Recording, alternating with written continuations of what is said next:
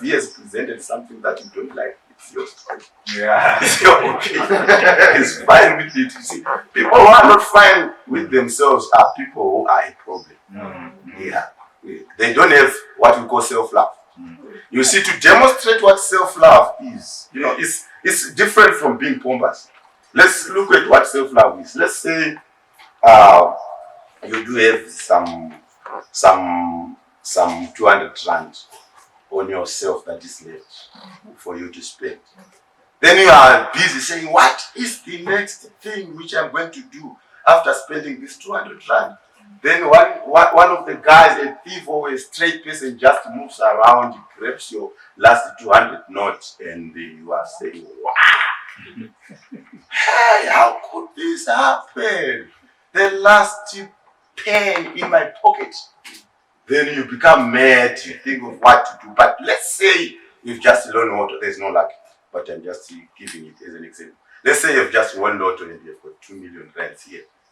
And then when you have 2 million rands here, some kind of straight thief comes to boom, grabs a 200 rand note, runs away. What will you do? I think he needs it better than I do. You can even try to say, oh, can you please come for another one? That's what people with the self-love do. People comes grabbing a 200 rand note. Oh, you are not good at this. He doesn't do. You're not handsome. You do not. But if you don't have self-love, if you are self-critic, you say you are not handsome. Are you not fat? Like you've lost your last 200 not. So we must love God with all our hearts, with all our souls, and with everything. Once we master that relationship with God, then you have to master the relationship with others. Then you need to love your neighbor as yourself. And I also wanted to say your spouse is your neighbor. You are more powerful than you know, more beautiful, just as you are. I say presentation, I do not confess, there are many places. I'm fearfully and wonderfully what? Yes. Made in the image of God. You are who you are, so unique. Nobody can even take your place. Not even your husband, not even your wife. Yeah, not even your husband, not even your wife. Because the reason why your husband is even thriving is because you are who you are. Did you know that? Some people are what they are because of their wives. So, who benefits more? Don't be threatened. Don't be threatened. He's the one to lose. Don't be threatened at all. Just feel comfortable in your skin. Feel comfortable in who you are. And let's move away from this social dynamic instances where we will tell that, you survive because of you and I was told of this story of the United States of America president. So he said to the wife, I made you popular. I made you a first lady. You see, if it was not because I'm a president, you were not going to be first lady. And nobody could know about you. Then the wife, then he even made another statement. If I had allowed you to be married to that Jack you were running around with, you could be lost somewhere. But look what I brought you up to. Then the wife smiled and said, I am so funny. Don't you know that I made you president? Yes. The grooming that I was doing to you. Your voice, you were not even a good orator, you were not a good public speaker. I would come back home and say, no, speak this way. For people to love you, do this way. I did a lot for you to become a what? A president. I made you a president. And then she made another startling statement that you may not find hilarious, but to me it makes sense. Then she said, do you know that Jack that I was dating that time? That Jack was going to be a president. But the only issue is that he chickened out early. I was trying to groom him for president. But he chickened it out. At least you were patient enough. That's why you are now a president. So you see, you are complete as you are. Yeah. And when we say complete, this idea of better half is a good idea. It is explaining a certain concept. I'm not against it. But you are, for you to be able to fulfill your complementarity role, you should be a full circle. Two half circles don't make a circle. They are still half circles. You should be a full what? Circle. Because for you to complement, you must be full in order to fulfill that role of what? Complementarity. You cannot complement me when you come from where you are, wherever you are half, and you want me to fulfill you. No, you don't come here for me to fulfill the other half that is lacking on you. You come full so that you give. Because this relationship is about giving. And when you come here half and you come here with some wounds and sketches somewhere, somehow, then you find that the other person who was supposed to fulfill you or to fill your gap, he then fails to fulfill that mandate. Then you become confused. So come well and know that you are full circle. And this now resonates with the idea of what? Complementarity. So at the creation, God creates individuals that were full because they had roles to what?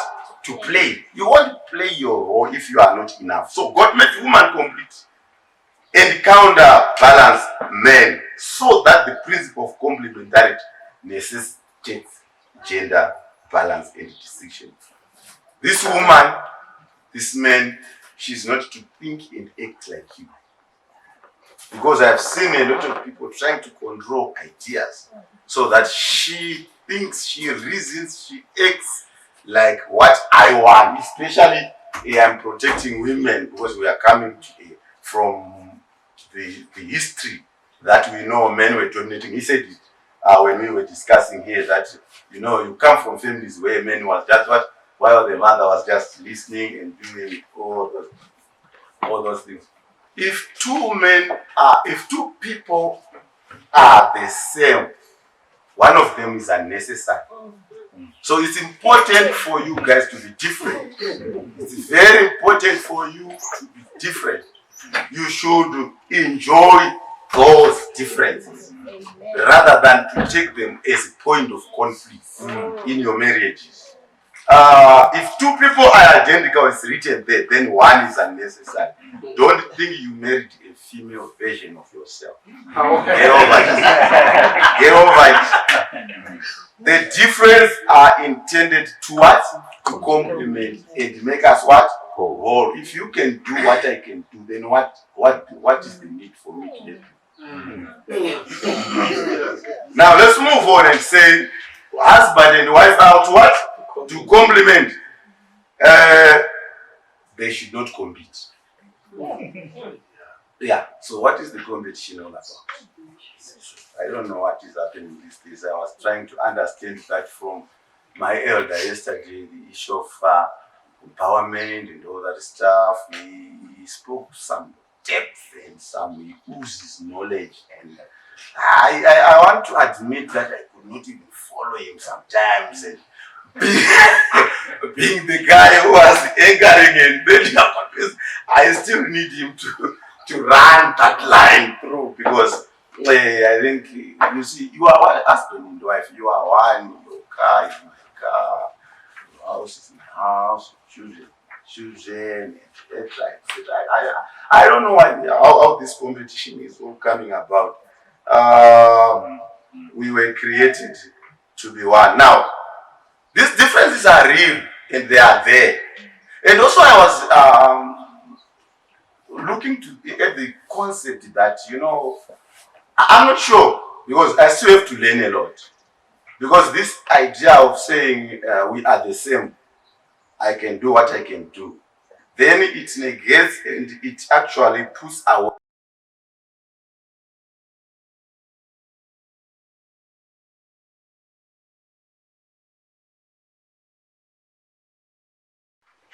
I can do what you can do. I can, especially which is propagated from the world at large and all those concepts. I think they miss a point somehow. So as Christian families, I think we must readjust and rethink. We are different. That's what I believe. And in those differences, there's no one who is better than the other. Those differences are a necessity for our survival and our moving forward. So we are different biologically. There's one church that I challenge and say, no, if you think we are the same, we can come up front, all of us. Let's try to remove clothes. You see, I can say that most of the couples. Let's try to remove clothes if you think you are the same. So that I really prove a point that we are what? Different. We are different emotionally, energetically. He alluded to the fact that a woman can see that you are limping within 30 minutes of you coming to work. A man can stay a year without knowing. After yesterday, you see, it's only Mr. Story that I hear that he was telling us the ages of his children. Most men don't know that. It's women who knows the details. We were married. You can ask my wife. We were married to December.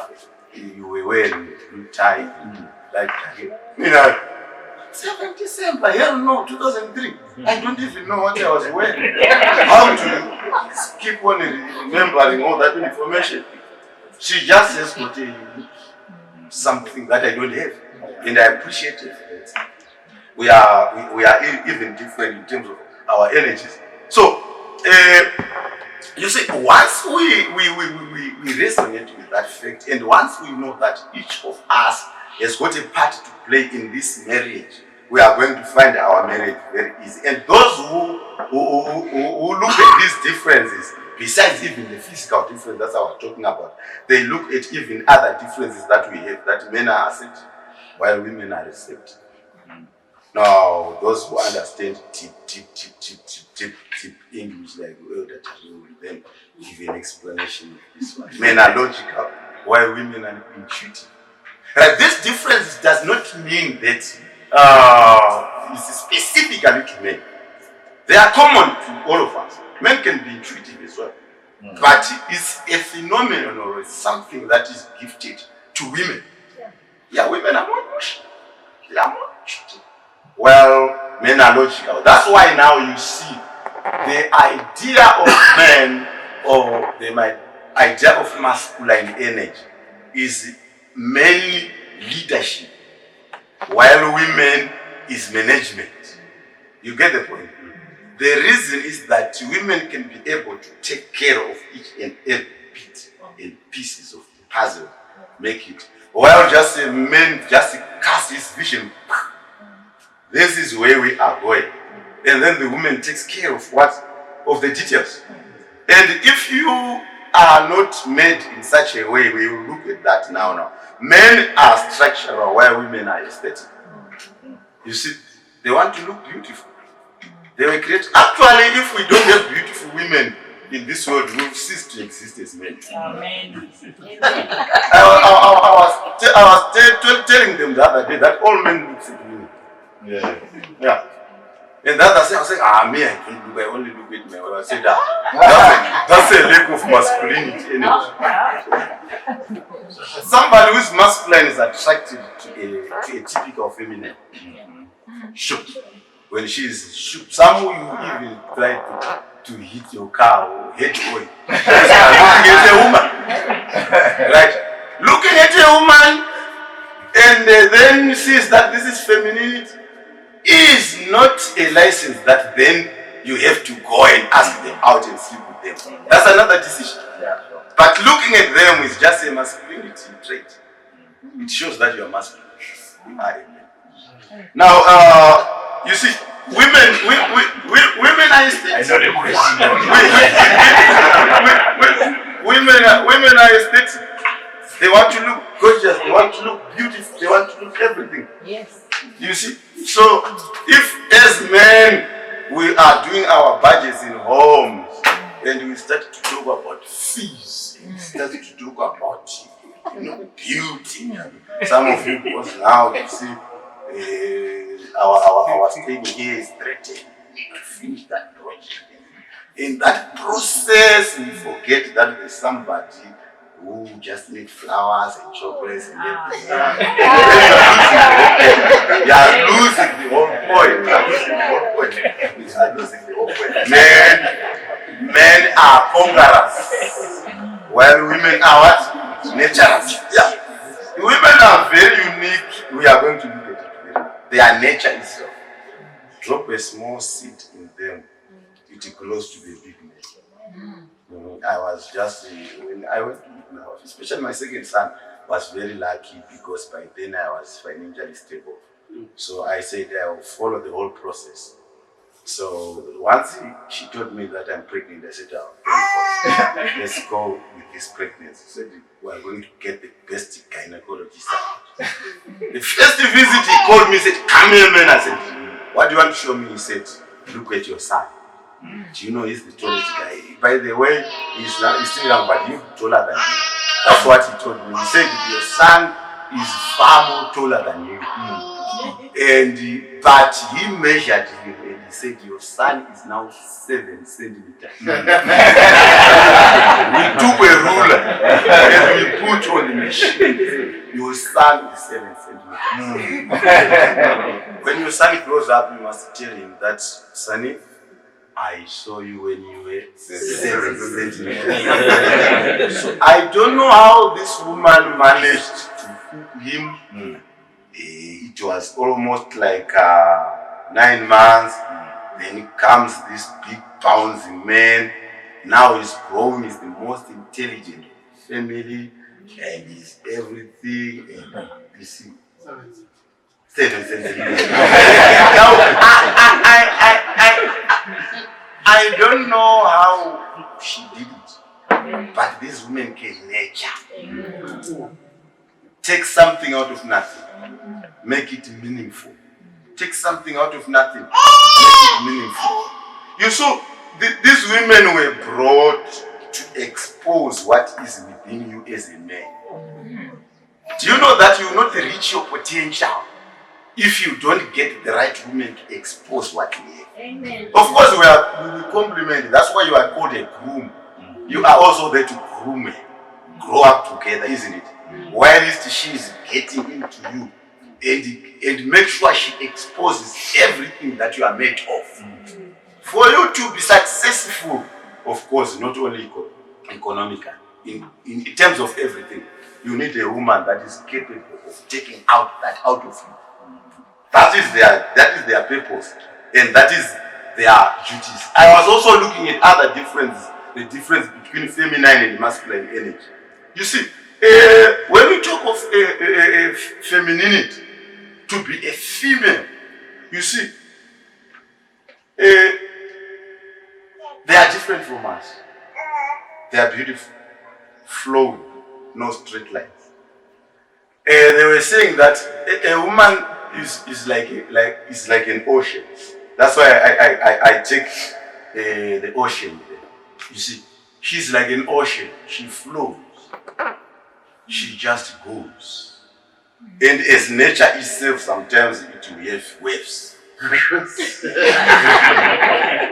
It changes. And when men who are not men, they really want to fight and follow that. It's unnecessary.